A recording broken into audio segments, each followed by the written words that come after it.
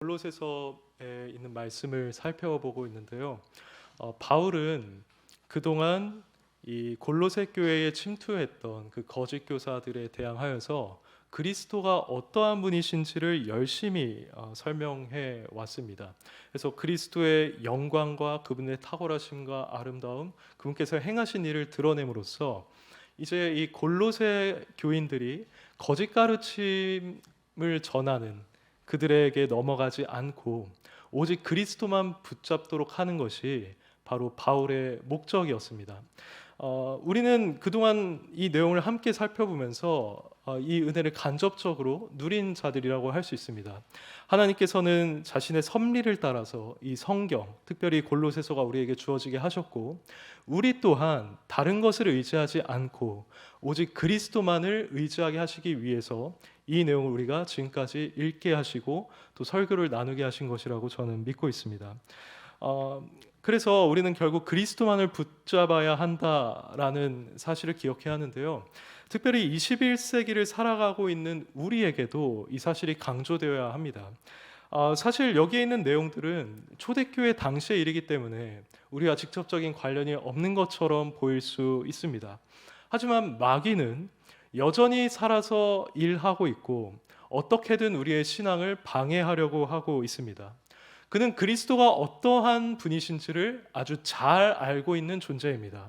그리고 우리의 영혼을 망치기 위해서는 우리와 그리스도 사이의 관계에 문제가 생기게 해야 한다는 것도 그는 아주 잘 알고 있습니다. 그래서 바로 이 부분에 있어서 그는 공략을 한다는 것이죠. 우리가 알지 못하는 다양한 방식으로 교묘하게 우리와 그리스도의 사이를 갈라놓게 할 것입니다. 그래서 우리는 이러한 마귀의 계략들을 어느 정도 파악하고 그것에 대항할 수 있어야 합니다. 그래서 오직 우리의 구주 되시는 예수 그리스도만을 붙잡아야 한다는 겁니다. 근데 만약 이게 이루어지지 않는다면 우리는 잘못된 방향에 서서 잘못된 열심으로 신앙생활을 할 수가 있습니다. 다름 아닌 유대인들이 그렇게 신앙생활을 했습니다. 그들은 자신이 하고 있는 신앙생활이 옳다고 확신을 했습니다. 자신의 행위로 하나님 앞에 의롭다함을 받으려는 그 시도가 옳다고 여겼습니다. 하지만 바울은 그들에 대해 이렇게 말하죠. 그들이 하나님께 열심히 있으나 올바른 지식을 따른 것이 아니니라고 했습니다. 그래서 우리 또한 지금 잘못된 길에 들어서서 그곳에서 열심을 내고 있지는 않은가, 이걸 반드시 점검해봐야 한다는 겁니다. 오늘 본문에는 이러한 이것과 관련된 내용이 등장을 하고 있습니다. 바울은 지금까지 골로새 교회에 침투한 거짓 교사들의 대략적으로만 설명을 해왔었는데요. 오늘 이 16절부터 23절에서는 그들이 구체적으로 가르쳤던 것이 무엇인가, 그들이 그리스도와 골로새 성도들 사이를 망치기 위해서 전했던 내용은 무엇인가, 그게 자세히 설명되고 있습니다. 그래서 우리가 이 내용을 살펴보면 이러한 것들에 우리가 빠졌을 때 우리는 오류에 거하게 되는 것이구나, 이러한 것들에 빠졌을 때 우린 그리스도로부터 멀어지게 되는구나 라는 걸 알 수 있을 겁니다. 그걸 총 세 가지로 제가 오늘 말씀을 나눌 수 있는데요. 첫째로 우리는 본문을 통해서 율법주의라는 것이 우리를 그리스도에게서 멀어지게 한다는 사실을 알 수 있습니다. 16절을 보면 이렇게 말합니다. 그러므로 먹고 마시는 것과 절기나 초하루나 안식일을 이유로 누구든지 너희를 비판하지 못하게 하라고 합니다. 여기서 먹고 마시는 것 그리고 절기를 지키는 것 등을 언급하고 있는데, 거짓 교사들은 골로새 교인들이 바로 이러한 것들을 반드시 지켜야 한다고 주장을 했습니다. 그리고 이걸 지키지 않는다면 그들을 비판했던 것이죠. 다른 말로 하면 그들을 정죄했던 겁니다. 근데 여기서 말하고 있는 먹고 마시는 것 그리고 절기라는 건 사실 우리에게 굉장히 익숙합니다. 구약 성경을 보면 이러한 내용이 등장을 하죠. 예를 들어서 먹는 것과 관련해서는 레위기를 보시면 하나님께서 정한 짐승과 부정한 짐승을 나눈 것을 우리는 알 수 있습니다. 그래서 거기서 정한 짐승만 먹어야 한다는 것도 주님께서 말씀하셨죠. 예를 들어서 돼지 같은 경우에는 굽이 갈라져서 쪽발이고 새김을 하는 부정한 동물이기 때문에 먹지 말라고 하셨습니다. 그리고 마시는 것 같은 경우는 그렇게 성경에 많이 제한하는 규정이 등장하지는 않지만 종종 제사장들이나 나시린 같은 경우는 포도주를 마셔서는 안 된다는 규정이 등장을 합니다. 그리고 모세오경 곳곳에서는 이스라엘 백성들이 반드시 자신을 구원해 주신 그 은혜를 기억하면서 절기를 지켜야 한다고도 말을 하고 있죠. 이러한 음식법들 그리고 절기에 속하는 것들은 보통 우리가 의식법이라고 인식을 하고 있습니다. 그럼 지금 거짓 교사들이 이 골로새 교인들에게 이걸 준수하라고 주장하는 것이 왜 문제가 될까요? 그것은 17절에 나와 있습니다. 이것들은 장래일의 그림자이나 몸은 그리스도의 것이니라고 합니다. 바울이 말하는 것처럼 구약 시대의 의식법이라고 하는 것은 장래일의 그림자였습니다.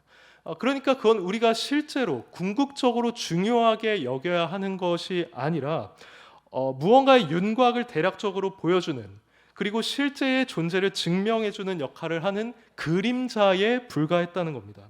이때 실체는 다름 아닌 예수 그리스도이시죠. 의식법들은 그 자체로 의미 있는 것이 아니었고, 훗날 하나님의 아들이자 메시아로서 이 세상에 오실 예수 그리스도와 그분께서 행하실 일, 그것을 가리키는 역할을 이 의식법은 하고 있었습니다. 이런 점에서 그것이 그림자였던 것이죠. 근데 바울이 이 서신을 쓰고 있을 때는 이미 그리스도께서 이 세상에 오셔서 십자가에서 죽으시는 일, 그 자신의 일을 성취하신 후에 하늘로 올라가신 때였습니다. 그러므로 이미 실체가 왔던 겁니다. 실체가 이렇게 왔다면 그림자는 더 이상 쓸모가 없습니다. 실체가 왔음에도 불구하고 그림자에 머물러 있는 것은 어리석은 것이죠. 실제로 예수님께서 십자가에서 죽으셨을 때 성소 휘장이 위에서부터 아래까지 찢어져서 둘이 되었던 사건이 있습니다. 이것은 실체이신 그리스도께서 구약의 예표 그리고 예언을 성취하심으로써 구약에 있는 모든 의식법들이 이제는 폐하여졌음을 상징하는 것이었습니다. 이제 유대인이든 이방인이든 그런 의식법을 지키지 않는다 하더라도 누구든지 예수 그리스도를 통해서 자유롭게 하나님 앞에 나아갈 수 있게 됐다는 것이죠. 실체이신 예수님께서는 바로 이러한 일을 자신의 백성을 위해서 이루어 주셨던 겁니다. 근데 골로새의 거짓 교사들은 100% 순수한 유대주의자들은 아니었지만 그들이 전하고 있던 그 혼합주의적인 사상 안에 이런 의식법을 지켜야 한다는 유대주의적 요소가 포함되어 있었습니다. 그리고 그들은 그것을 골로새 교인들에게 가르치고 이 의식법을 준수해야 한다라고 주장을 함으로써 그렇게 할 때 너희가 영적으로 충만해질 수 있다. 그리고 온전한 구원에 이를 수 있다라고 주장했던 겁니다. 그래서 만약 그걸 지키지 않으면 골로새 교인들을 비판하고 정죄했던 것이죠. 그럼 이것이 오늘날 우리에게 시사하는 바는 무엇일까요? 오늘날에도 이들과 동일하지는 않지만 이들처럼 우리를 얽어매려는 자들이 얼마든지 존재할 수 있습니다. 그들은 그리스도의 존재를 인정할 것이고 우리의 영혼에 있어서 그리스도가 필요하다는 사실 또한 그들은 인정할 것입니다. 하지만 그것만으로는 충분하지 않다라고 할 겁니다. 그러면서 우리가 규칙적으로 무언가를 행해야 한다고 주장할 터인데, 예를 들면 우리가 반드시 기도는 하루에 몇 시간 이상 해야 한다라고 하든지, 말씀은 몇 장 이상 읽어야 한다든지, 예배는 일주일에 몇 번 이상 드려야 한다든지, 한 달에 금식은 어느 정도 해야 하고 헌금은 어느 정도 해야 한다든지, 이러한 사상들을 세세하게 규정하고 우리가 그것을 지켜야 한다고 그들은 주장할 겁니다. 그래야만 영적으로 충만해질 수 있고 구원에 이를 수 있다고 주장할 겁니다. 의외로 이러한 가르침에 현혹되는 자들이 많은데 그 이유는 우리 인간들이 기본적으로 종교성이라는 것을 내재하고 있기 때문입니다. 우리 마음엔 이 종교성이 있어서 기본적으로 어떤 신적인 존재를 섬긴다고 했을 때 단순한 모양으로 자유롭게 섬기는 것에 대해서 크게 납득을 하지 못합니다. 오히려 그 신적인 존재를 섬기기 위해 무언가를 열심히 해야 되고 나의 정성을 다해야 하고 이런 규정들을 하나하나 깔끔하게 지켜야 한다고 생각하는 경향이 우리에게 다 있다는 겁니다. 그래서 이런 식으로 섬기는 게 어떻게 보면 신적인 존재인 하나님을 섬기는데 합당하다고 보는 거죠. 하지만 이것은 결국 하나님 앞에서 우리의 행위를 내세운다는 점에서 결코 옳지 않습니다. 우리는 근본적으로 율법 준수에 대한 의무에서 자유해진 자들입니다. 우리가 구원을 위해서 순종해야 하는 그 율법은 이미 예수 그리스도께서 우리와 같은 인간의 몸을 입고 오셔서 다 준수하시고 우리를 위해서 그 모든 걸 다 성취해 주셨습니다. 그래서 우리는 더 이상 그러한 율법에 종교적으로 또 종교적인 의무감에 의해서 지킬 필요가 더 이상은 없다는 것이죠. 물론 우리가 하나님 앞에서 경건 생활을 할 필요는 당연히 있습니다. 기도와 말씀과 예배 같은 경건의 의무를 당연히 수행해야 하죠. 하지만 그것은 이 율법주의자들과 동기에 있어서 다른 것입니다. 그들은 하나님께 인정받기 위해서 말씀을 읽고 기도할지 모릅니다. 하지만 우리는 이미 구원을 받았고 이미 그리스도 안에서 영적인 충만함을 받은 자로서 그 은혜에 감사하는 마음에, 그리고 그분께 더 가까이 나아가고자 하는 마음에 이러한 기도, 말씀, 예배와 같은 일들을 수행하는 것입니다.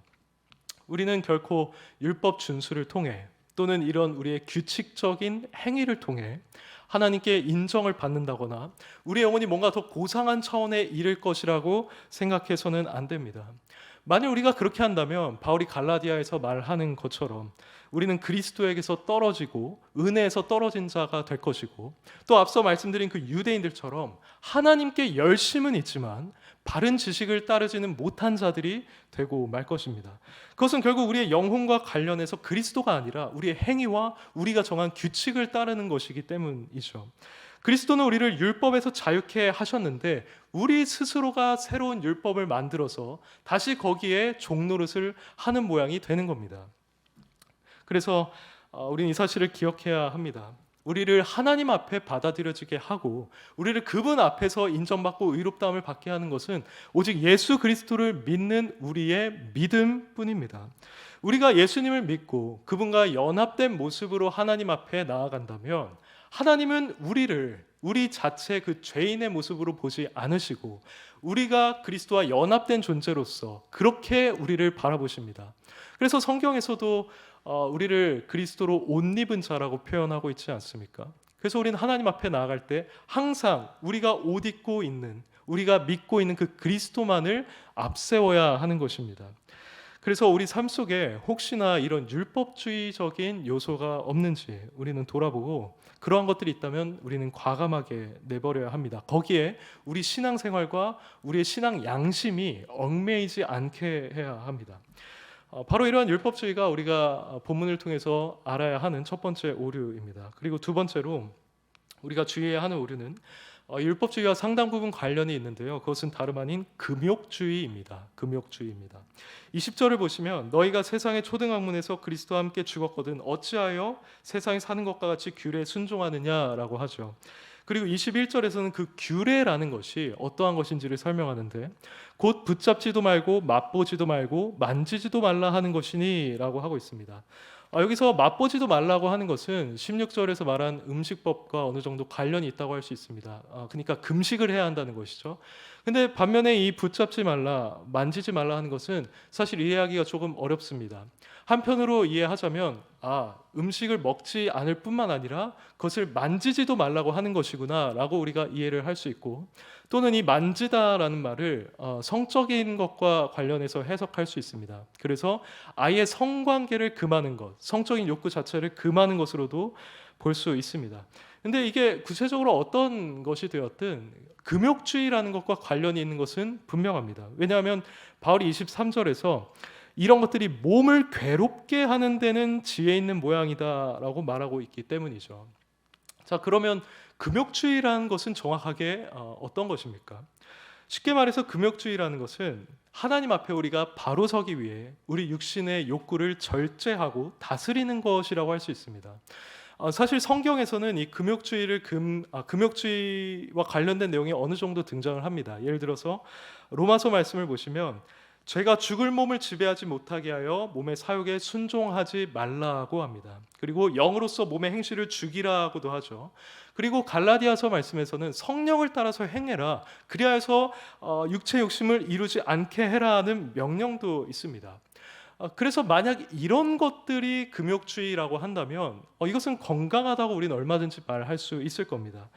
근데 오늘 본문에 등장하는 이 거짓 교사들이 주장했던 금욕주의라는 것은 단순히 이 정도 수준이 아니었던 것으로 보입니다. 보통 인간의 육체적인 한계를 넘어서 거룩한 삶을 추구하려는 지나친 금욕주의가 있는데 그것은 금욕주의라고 하지 않고 사실 고행주의라고 불립니다.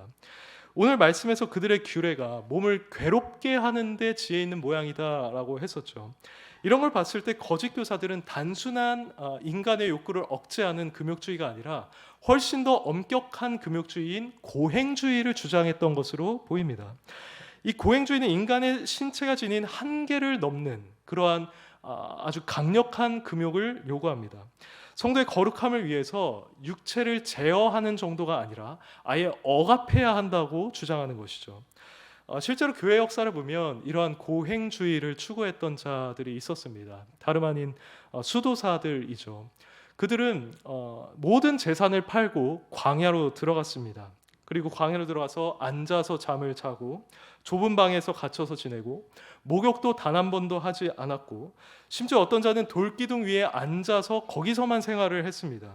음식도 거의 그들은 안 먹었다고 합니다. 하루에 한 끼면 그들은 충분하게 여겼고 거기서 좀 더 심각했던 자들은 성찬식 때 받아서 먹었던 그것만으로 만족했다고 합니다. 그러니까 그들에게 있어서 음식이라는 것은 내가 충분히 먹었다라고 느낄 정도로 먹어야 하는 것이 아니라 그저 내 몸이 살 수 있을 정도면 된다라고 그들은 음식을 생각했던 겁니다. 그래서 이들은 또 자연에서 살기도 하고 동굴에서도 살고 잠도 거의 자지 않으면서 1시간 수면으로 충분하다고 말하는 이러한 모습들을 보였습니다. 그리고 이게 바로 진정한 거룩함에 이르는 삶이라고 그들은 생각을 했었던 것이죠. 본문에 등장하는 이 거짓 교사들도 아마 이에 준하는 고행주의에 준하는 금욕주의를 주장했을 것이고 그것을 해야만 그런 고행주의를 따라야만 영적인 충만함에 이르고 구원에 온전히 이룰 수 있을 것이다 라고 주장을 했던 것으로 보입니다.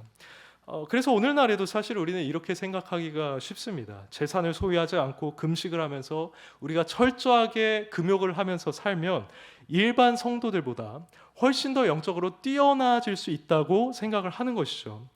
하지만 오늘 본문은 그렇지 않다는 것을 분명하게 우리에게 알려주고 있습니다.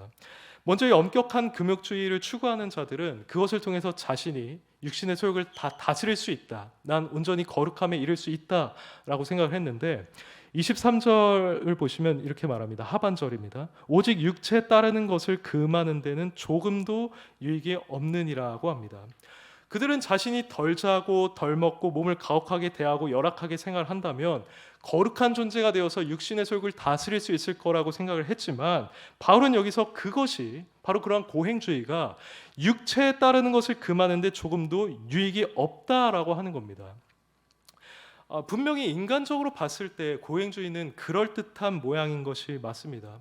우리 교회에 만약 수도사가 한 명 와서 함께 신앙생활을 한다고 생각을 해보겠습니다. 그러면 우리는 그 사람을 보면서 저 사람 우리랑 다를 것이다. 저 사람 우리보다 영적으로 충만할 것이다. 저 사람 우리보다 구원에 있어서 훨씬 더 가까운 자로 보인다. 이렇게 그 사람을 생각할 겁니다. 근데 바울은 여기서 전혀 그렇지 않다고 단언하고 있는 것이죠. 칼빈도 수도사들에 대해서 이렇게 말했습니다. 그들 가운데 분파 그리고 혐오가 격렬했다고 합니다. 그리고 그들도 그 수도사들도 사람들의 돈을 탈취하기 위해서 순교자들의 유물을 가지고 다니면서 장사하는 자들이 있었다고 합니다. 그리고 당시에 수도원에 여러 음란한 것들도 아주 만연해 있었다고 칼빈은 말합니다. 그리고 우리가 교회사 교육 때 잠깐 살펴봤듯이 수도원도 사실 완벽하지는 않았죠. 그곳에도 계속해서 부패가 있었기 때문에 반복되는 개혁을 진행해야만 했었습니다. 이처럼 엄격한 금욕주의를 우리가 추구한다고 해서 온전한 거룩함에 이르지 못한다는 이 바울의 말은 이미 교회 역사에서 입증이 된 것입니다. 이것이 이러한 한계를 지니고 있는 이유가 있는데 그건 22절에 나와 있습니다. 사람의 명령과 가르침을 따르느냐라고 하죠. 그러한 금욕주의와 고행주의는 하나님의 말씀을 따른 것이 아니라 인간의 생각과 인간의 가르침, 인간의 사상을 따른 것이기 때문에 필연적으로 이러한 한계에 부딪힐 수밖에 없었던 겁니다. 그래서 우리는 이 율법주의뿐만 아니라 금욕주의라는 것 또한 경계해야 합니다. 근데 오늘날 우리 주변에 이 수도사들처럼 이런 극단적인 고행주의를 추구하는 자들은 많지 않죠. 그러나 누군가 우리에게 이와 비슷한 주장을 할 수가 있습니다. 우리가 영적으로 더 충만해지기 위해서, 더 거룩해지기 위해서는 당신의 재산을 다 팔아야 한다고 한다든지, 아니면 금식을 일정 기간 동안 오랫동안 하면서 기도를 해야 한다든지, 또는 성적인 욕구를 아예 포기해야 한다고 주장을 할 수도 있습니다. 이것은 그럴듯한 주장이지만 오늘 본문을 고려했을 때 우리는 결코 넘어가서는 안 되는 겁니다. 성경에서 말하는 거룩해지는 방식은 이러한 방식이 아닙니다.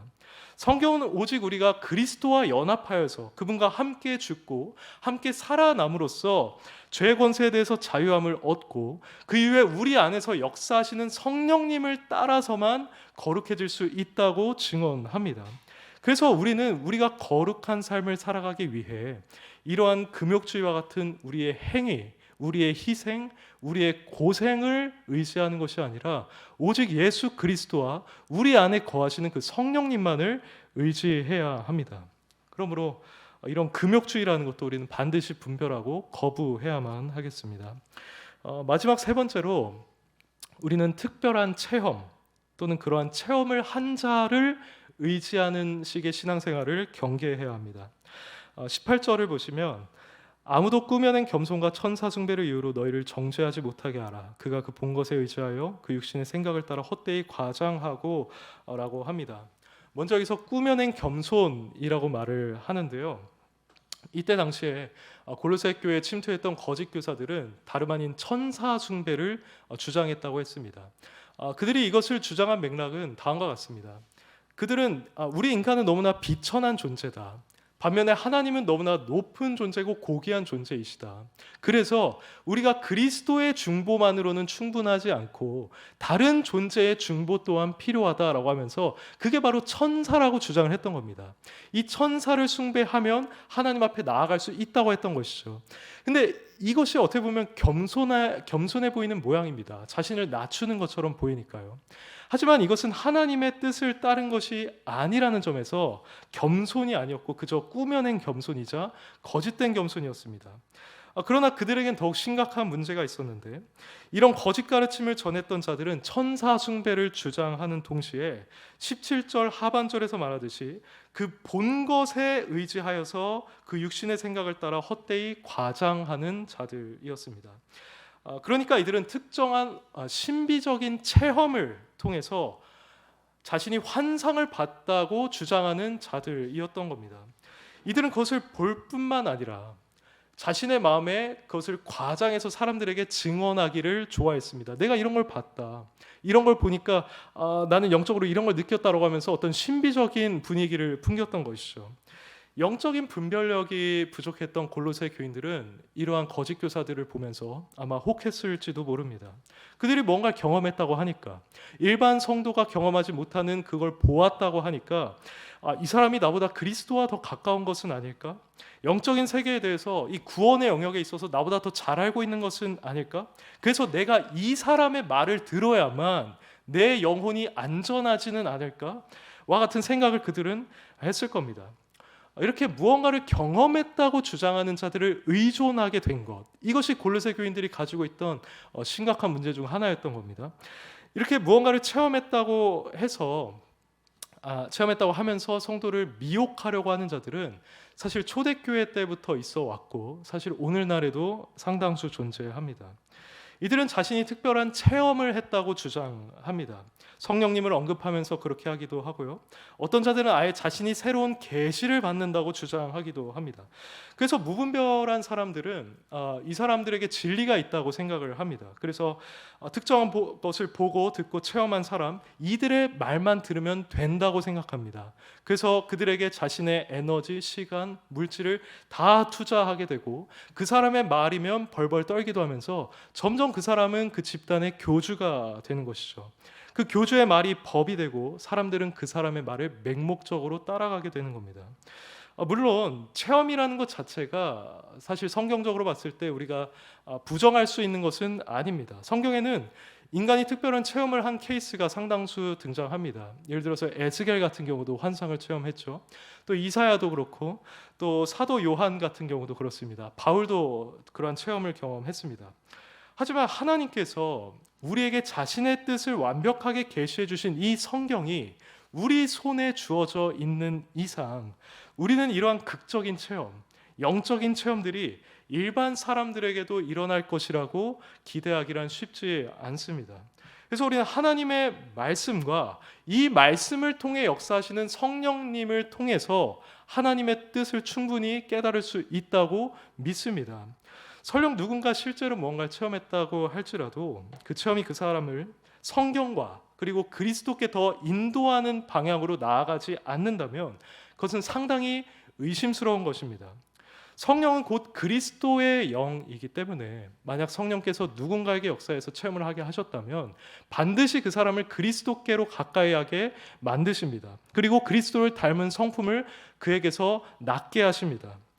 이 사실은 바울의 경험에서 분명하게 입증이 됩니다. 고린도후서 12장을 보시면 바울이 자신이 셋째 하늘에 갔었다라는 것을 언급하는 대목이 등장합니다. 그리고 사람의 말로 표현할 수 없는 것을 듣고 왔다고 하죠. 근데 이러한 것에 대한 바울의 태도가 어떠했습니까? 그는 자신이 이 체험에 대해서 상세하게 말할 수가 있지만 당신들이 나를 지나치게 생각할까 두려워하여 나는 그만두노라고 했습니다. 매우 겸손한 태도를 보여주었던 것이죠. 이것은 내가 뭘 체험했다라고 하면서 인기를 끌고 권력을 누리고 자신을 내세우는 그런 사람들과 굉장히 다른 모습이었습니다.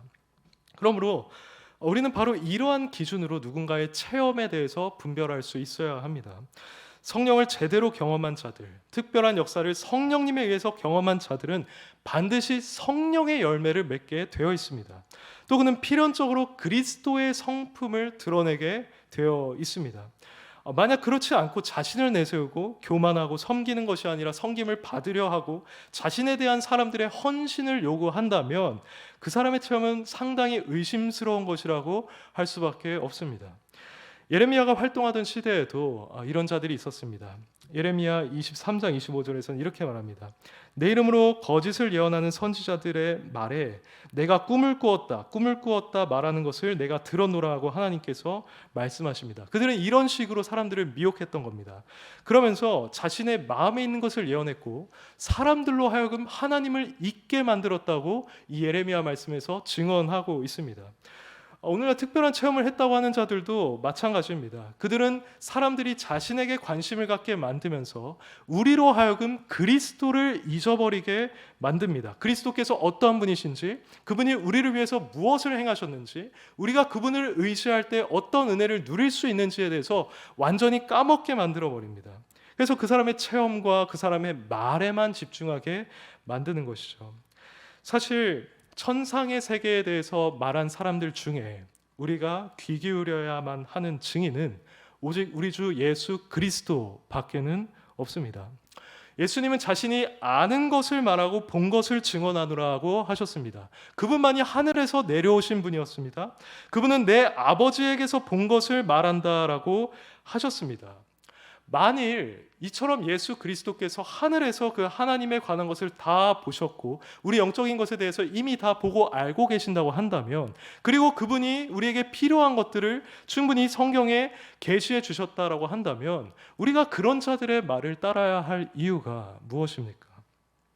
우리에게 필요한 것은 이미 성경에 다 나와 있습니다. 그래서 우리는 무언가를 체험했다고 하는 자들에게 미혹되어서 그들의 말을 쫓아갈 것이 아니라 오히려 이 하나님의 말씀, 예수 그리스도의 말씀을 더욱더 가까이 해야만 할 것입니다. 그리고 이 말씀을 가까이 함으로써 우리가 그리스도를 더 알게 되고 그분을 의지하게 되고 그분을 신뢰하면서 살아가게 되는 것, 이것이 바로 신앙생활의 정석이라고 할 수가 있겠습니다. 그러므로 여러분들 주변에서 또는 요즘 유행하는 유튜브 영상에서 무언가 신령한 체험을 했다고 하면서 여러분들을 미혹하려고 하는 자들이 있다면 그들을 대적하고 오직 하나님의 말씀과 그리스도만을 의지하는 저 여러분이 되기를 바라겠습니다. 사랑하는 여러분, 이제 말씀을 맺겠습니다. 오늘 본문 말씀을 통해서 우리가 빠지기 쉬운 오류 세 가지에 대해서 간단하게 살펴봤습니다. 율법주의 그리고 금욕주의에 대해서 말씀을 드렸고요. 또 무언가 체험했다는 자를 맹목적으로 따라서는 안 된다라고도 했습니다. 이러한 신앙은 모두 다 우리의 머리 대신 그리스도를 붙들지 않는 것이나 다름없습니다. 19절을 보시면 머리를 붙들지 아니하는지라고 하는 것처럼 이러한 신앙은 결과적으로 머리를 붙들지 않는 것이기 때문에 그들은 예수님 안에 있는 영적인 충만함을 경험하지 못하고 계속해서 허우적거리는 그런 위험한 상태에 처할 수밖에 없습니다. 그러므로 오늘 들은 말씀을 기억하시고 잘못된 오류들을 분별하시는 가운데 오직 예수 그리스도만을 붙드시기 바랍니다. 예수 그리스도께 모든 충만함이 있습니다. 그분에게 모든 지혜와 지식의 보화가 감추어져 있습니다. 그분 안에 우리에게 필요한 모든 영적인 복이 다 담겨 있습니다. 그래서 우리는 그분만을 의지하면 됩니다. 그분의 말씀을 읽고 그분의 뜻대로 살아가며 그분께 기도하고 그분을 예배하며 그분을 의지하고 의존하면 되는 것입니다. 그럼 우리는 율법주의적인 신앙생활을 하지 않더라도, 또 우리의 몸을 과도하게 억압하며 고행을 하지 않더라도, 특별한 체험을 하지 않더라도 우리는 영적인 복을 그분으로부터 충분히 받아 누릴 수가 있습니다. 그분 안에서 우리는 성장할 수 있고 온전한 구원에 이룰 수 있습니다. 그러므로 그분만을 붙드시고 그분만을 찾으며 그분을 더 알아가는 저 여러분이 되기를 바랍니다. 이렇게 여기 있는 모두가 그리스도만을 붙든다고 한다면 우리는 그분 안에서 진정한 연합을 이룰 것이고 진정한 교회의 성장을 목격하게 될 것입니다. 19절 하반절에서 온몸이 머리로 말미암아 마디와 힘줄로 공급함을 받고 연합하여 하나님이 자라게 하심으로 자라느니라고 하였습니다. 이러한 은혜를 우리 올고든 교회가 경험하기를 간절히 바라겠습니다.